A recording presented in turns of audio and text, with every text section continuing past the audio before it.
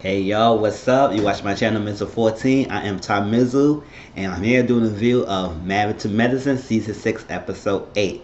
Let's jump right into the review. Now, we got this beginning the scene with Jackie and Simone. Simone coming in all hype and hyperactive and Jackie! And this and that, really loud, all happy and shit. And I was saying, why is she so damn happy? And I said, oh, maybe she got some now. So she sat down, talked to Jackie. They had this little discussion that they're gonna do a slumber party. Cause last week after the Dr. Jarrett thing, they said let's do something like a slumber party, and I guess they suggested to Jackie to throw it. So Jackie decided to go do it, and she going to have all the ladies come. She invited Contessa, Quad. She's like, Quad gonna come, everybody gonna come and see. They're gonna have enjoy the time and do a good time at the summer party. Do something different. Not something different, like just to have a bonding together. Because she said the sisterhood and the friendship within the ladies is dwindling, and it's dwindling down, and it's not as much as it can be. So she's hoping that the slumber party will make it at least heal and get the process going towards them. And then this was realized Simone revealed that she had sex with Cecil, and Jackie said, "Oh." Really fell out. I would say, goddamn time, Simone, you up here freaking pissed off the world, mad as shit, doing this. I said, why just give the guy some pum pum, just give him some dick, and you be all good. And I guess she got it because she's happy, she's all smiling, she's all good. She said she looked like she needed it because she said she was on her head. She's like, listen, I was thinking about, am I going to stop early, if I'm going to not get wet, and I was gonna do that. She was doing all these what if scenarios in her head instead of just going with it. And she said it did not happen. It's like she had a good time. And I said she was dropping a little bit of hints and telling Cecil that she ready to have sex. And I guess he picked on the hint, and they did it. I said good. And then later on they in the bed together and all good. And I was like, good, Simone. So Jackie said, just do some random stuff. Next time, just come in the house, walk in, go on the couch, sit at Alice, and just have it done with it. Get over it. I said, oh.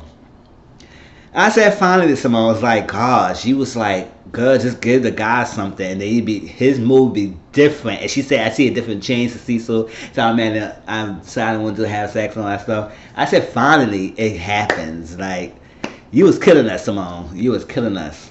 Now, Aiden came in while I was cooking breakfast. And Aiden said he getting ready to work. She said, why you leaving so early and everything? You leave earlier than you needed to be. And this is what he told her, that his company is not big enough. So his company is merging with a larger company, and they can compete and stuff like that. So usually when that merger happen, acquisition happen, with a smaller company, it's under the umbrella of the bigger company, stuff may be changed. Now, when I heard this, at first reaction about this, I was like, oh, I know how it's going through, because two things in my life happened. Like, one, when I was doing security, this happened. The company I was working for got merged with another company, a bigger company.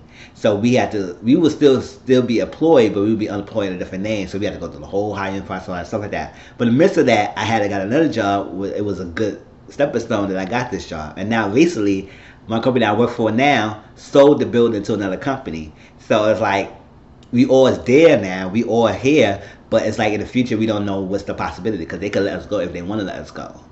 But it's always an iffy thing when you have a company you work with and they change to another management. They can make changes, they can upgrade, they can downgrade. So it's like you don't know. But it's pray to God that I still got my job and everything. So I understand where Aiden coming from. So it's just like a scary thing. And since it's only me, I don't have no kids, not to worry about. I have no wife, no spouse, nobody. So I thought it was really on anybody I love, my significant other, I had to worry about to make the decision if we had to move or stuff like that. So Aiden said it's a possibility, because he don't know what exactly, the possibility he could stay or he got to relocate. And he talked about North Carolina, he talked about Texas, and he talked about California. And Texas and North Carolina is kind of like still in the South area, because she said we built a brand in Atlanta. So Mariah was like, what does it mean? Like, oh, do you have a job?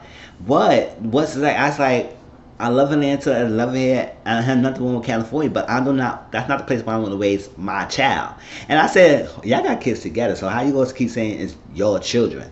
But you know how it is. It's not something I'm gonna raise my child. So it's like you can do make decisions when you want to, but I'm not leaving. So basically, you made a decision for him. Like if he could go, you not going with him. It's like y'all as a couple. So this is like a decision thing, couple thing. Because Mariah said she basically derailed her career, put a hold on her career to follow Aiden's. And it happens a lot of relationships that somebody who has bigger dreams, not so much of bigger dreams, it is that you care so much for that person to see their dreams because you see the future and you see how it will help you, whether it be financially, you get your house, you get whatever you want, and that person fulfill his dreams.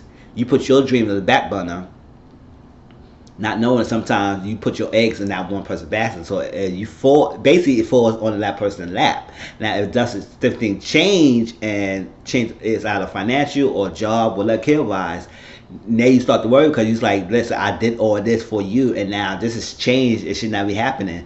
So it's like I understand where Mariah's coming from and how she feel, but understand like he's going through this. So you got to be there and be strong with your husband and just make sure y'all can make this together. Don't flip out, don't cry, because he was kind of calm because he said he don't know. It's like stuff happens, like this stuff that you can't change. It's like what my company sold my building, my company sold my building to another company. That stuff you cannot control, and sometimes you can't. You wish that it would never happen. You wish that your job would not be in the line, and you wish that everybody could be stayed, but no, things stay the same. Maybe the schedule might be changed, stuff like that. You know that's going to happen. So it's like you gotta get prepared for the inevitable. So you can't control that. So that's what Ada trying to get Mariah. It's like, yes, it's happening, it's frustrating and stuff like that, but we gotta just make the right decisions for the best of us, both of us. And things would be okay. And she was kind of making a cultural thing, but Black Connection and him is like they think everything works out and it's okay. The black in me is like we worry about the future. It's like a lot of us does worry. Like sometimes when we in that moment and then something might fracture that future, we get so paranoid and we panic.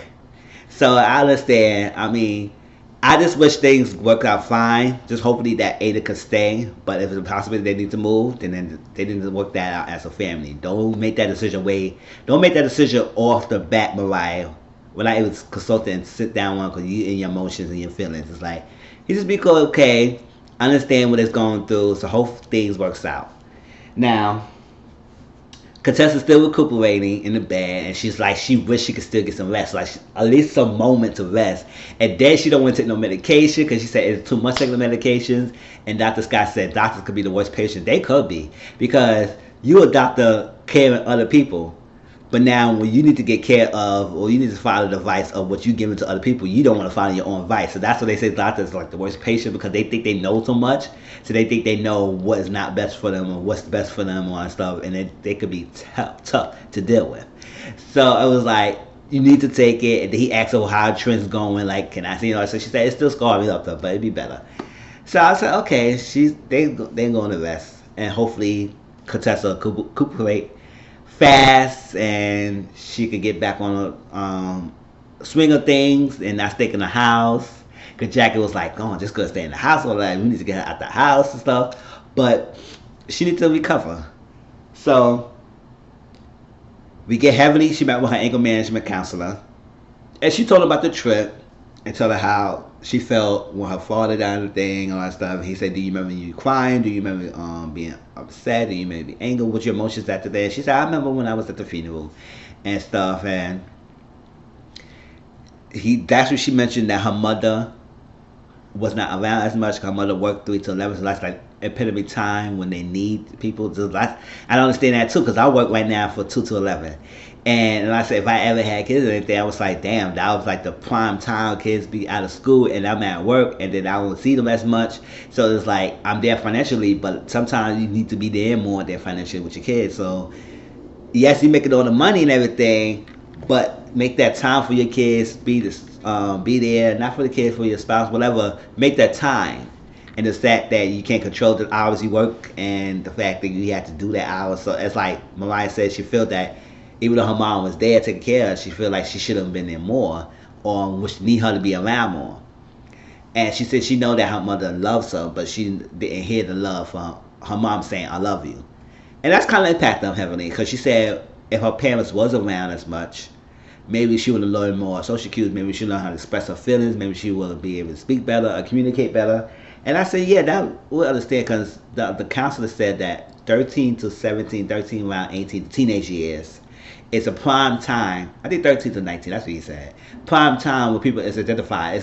It's identifying stage, which you need to come in terms of who you are. You need to identify your being, your self worth, and everything. And that's an exploration stage that you gotta say, okay, go do this, whatever that. I need to figure it out. I'm about to do this. I want to what I'm gonna do back in the future. It's like the gap between your childhood and the adulthood, and that's that middle time period, which is tough for anyone. So whatever that happened to you, it's like a stick magnet, a sponge towards your self identity.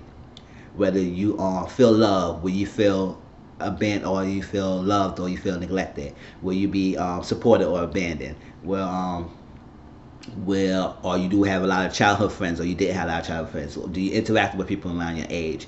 It's like all that stuff impacts and shapes the person you is when you get to adulthood. Because whatever stuff you're lacking, or you're missing, or you feel that's like detrimental, or actually helping you as your identity, that's what shape your identity when you get older. So that's why it's like they say teenage is like the craziest tough years for anybody, because that's your identification stage, and becoming one of your person, gain that independence, separate from independence to gain your independence, and that's kind of stage where you need to work on. So that kind of stage kind of impacted heavily how she is now. And she said this one person she hates the worst in the world is Mariah, because she said her Mariah reminds her of her sister. Her sister lie on her a lot. So when Mariah lies, she gets upset about that because Mariah's a liar.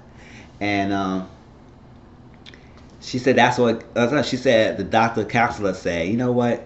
Maybe you don't need to respond. It's like you give the people the opportunity to respond, to get after your skin because you're responding. It's your responsibility to not respond. It's like sometimes that's what I understand people's like. So what they say this, so what they call you names. So what does that apply to you? Is it true?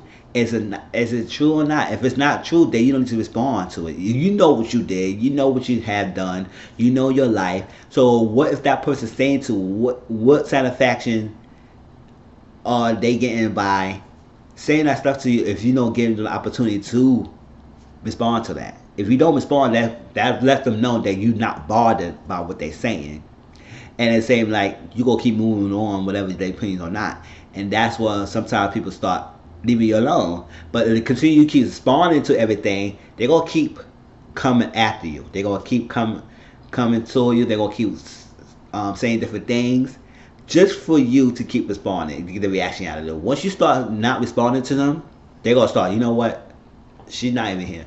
She don't care about what I'm saying. Or whatever that, I have to leave her alone because whatever what I'm saying is in one ear, out the other, and I don't got time for that. They're gonna start eventually to stop. It may not happen all the time, but eventually that usually what happens. When you don't respond to people, they gonna start messing with you.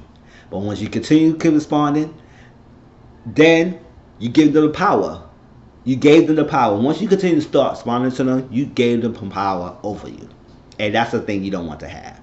You need to own your own life and don't get other people the power over your own life and your decisions and your own emotions, your own reactions and stuff like that. Sometimes it's hard not to respond, but petty little stuff and you know they're going to get a rise out of you, don't respond. So he said, what can I do? She said, just show up. Keep showing up. If you keep showing up and you show them maturity, then they're going to start realizing they can't mess with you.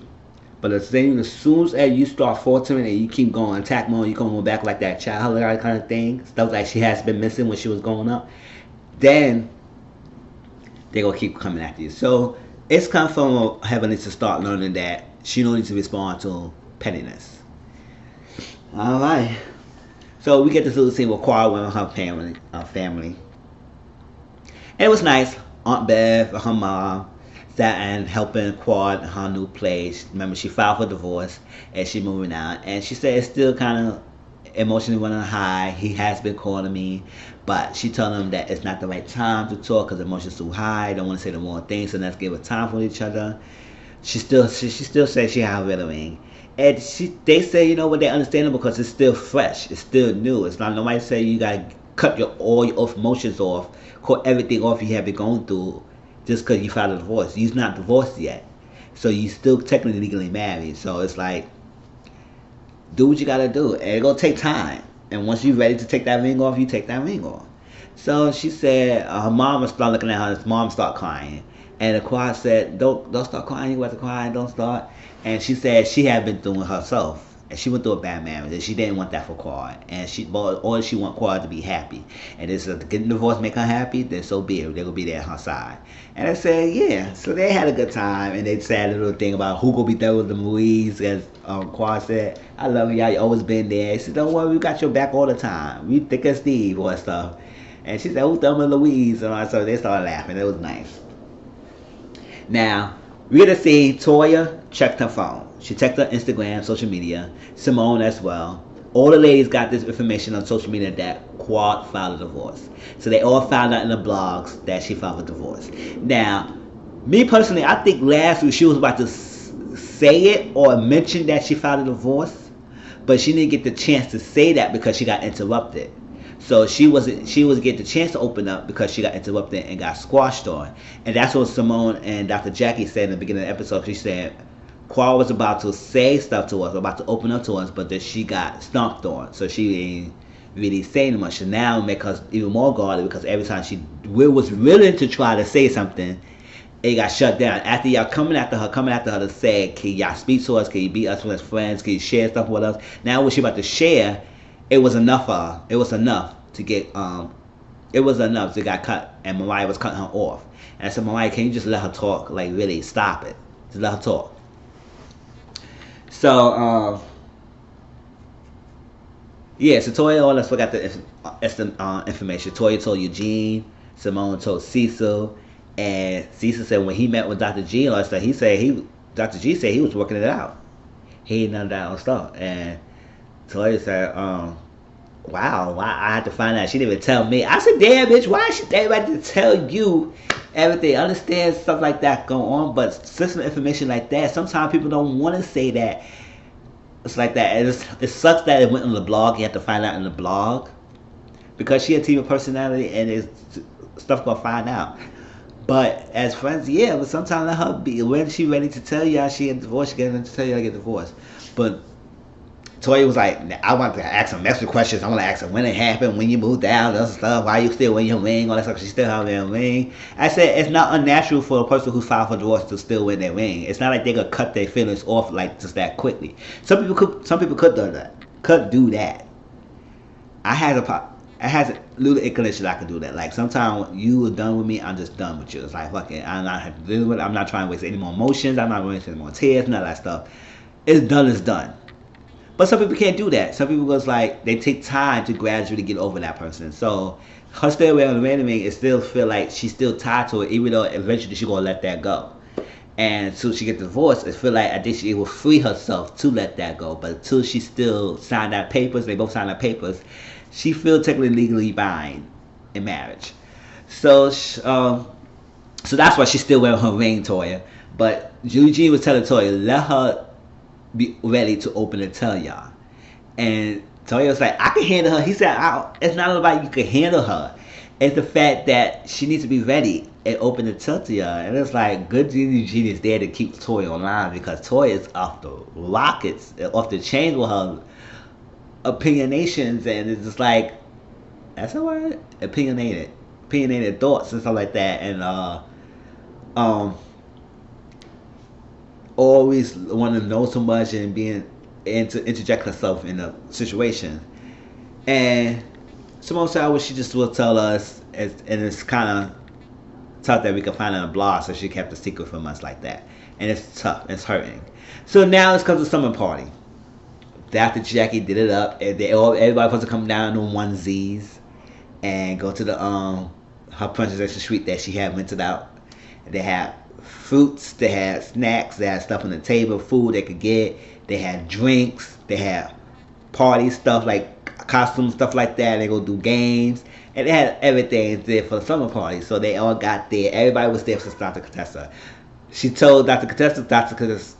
Contessa said she may or may not come. So she called Dr. Contessa, and here go Toya rolled her eyes and everything. She said, "Oh yeah, like it's like she's Dr. Contessa. She resting. She's still recuperating, but she ain't gonna be able to make it. But she have fun. She said, Jackie said, you need to get out the house, girl. You need to get out the house. She said, good, I'll talk to you later, all that stuff. So Toya was a hump fuck shit. She said, well, I need to talk to one of my real friends, who my real friends here. I said, yeah, right, we don't care. We don't care, Toya, whatever. So they all got there. They said that even Dr. Jarrett was there, who was mentioned last week, who was introduced last week. She was there. And they had a good time. And Dr. Heavenly said she was going to try not to say much. And she said it's going to be impossible, you don't say much. But she is maturing. Dr. Heavenly is maturing a little bit. But she's doing better. And they all got there. Quad already was apprehensive to getting there when she got there.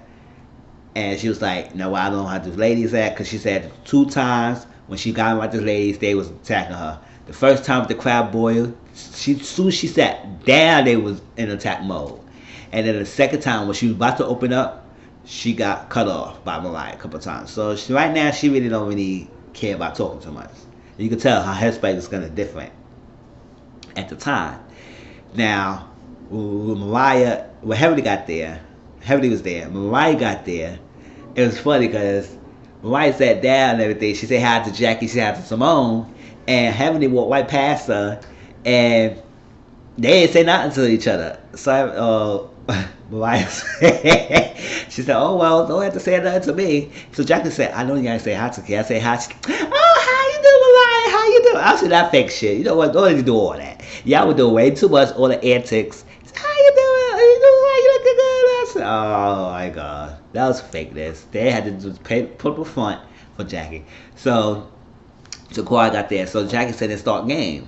The first thing is imitation game. When you go pick a name of the cup, and the whoever name you pick, you gotta imitate that person. So it's like as an icebreaker to get to everybody, see how you think about the other person. Some of them funny and everything. Some of them heavily, and then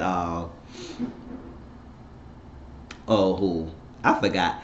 Somebody that Toya, that Simone, that other people, that somebody that Quad. Who did Quad? I forgot.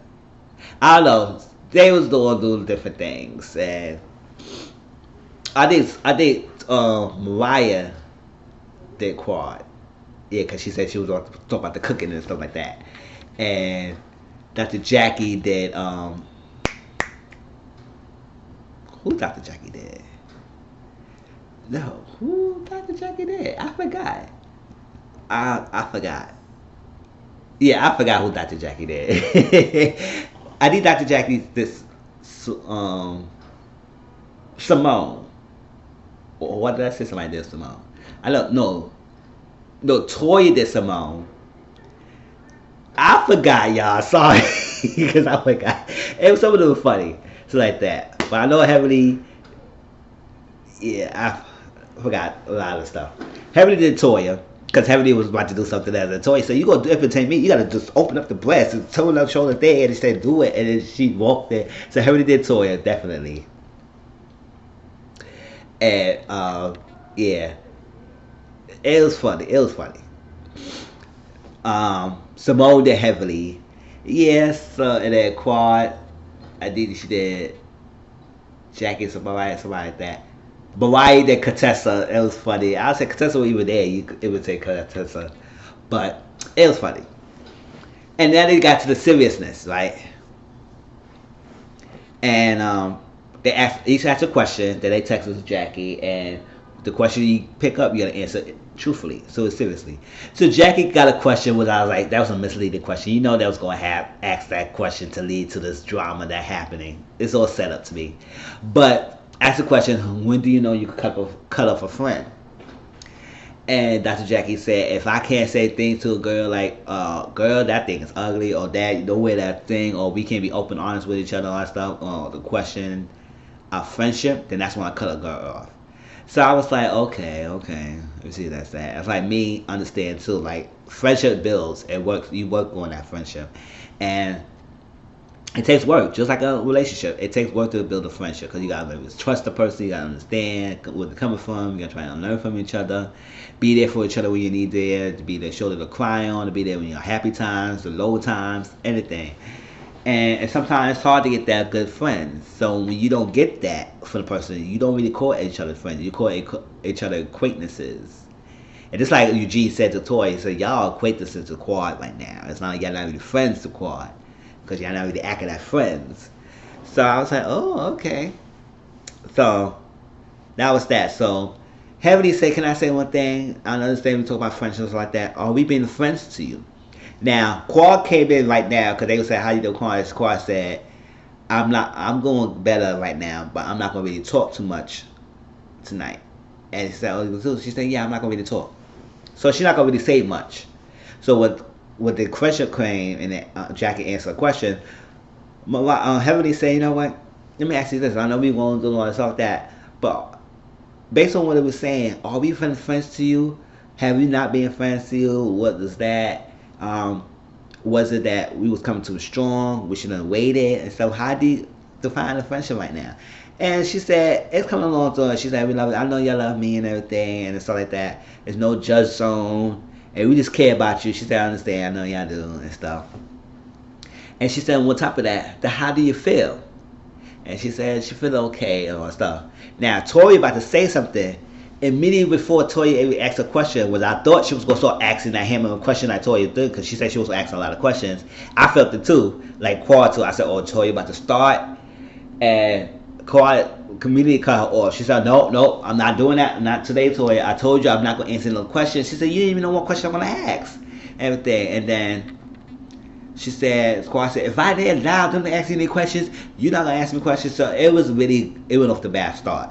So making faces, and Tori said, I can make whoever face I want to make a face. I was saying, oh, wow.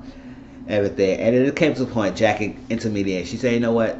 I know Tori is one of the most caring, lovable person in the group. And when she loves hard, she also hurt hard. And she probably like the best sister trying to understand and get you and love you and trying to get you open.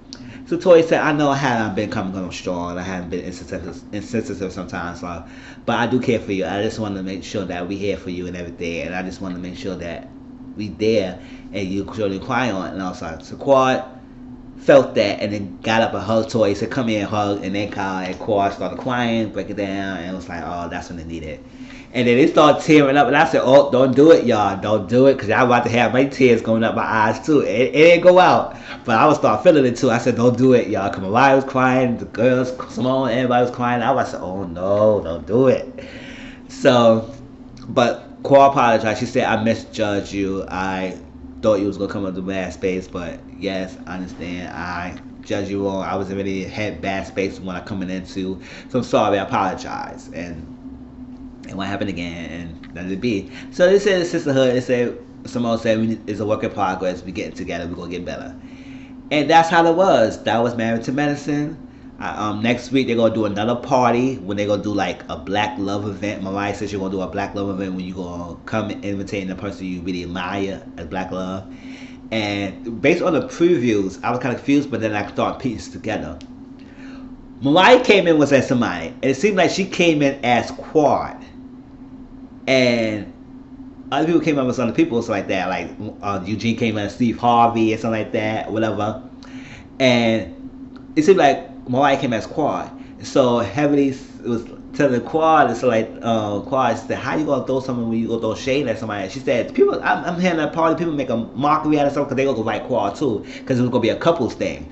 But since Quad is not with Dr. G right now, she gonna come by herself. So she feel like she been made mock of and something like that. And I said, if that is the case, why you did that? That is kind of shady. So I can't wait to see the next week how that plays out. But please, hope y'all like this video. Please like, comment, subscribe. Hit that bell subscribe button to get my channel out there. Also share my videos if you can. Be the active subscriber. And I'll talk to y'all later. Peace.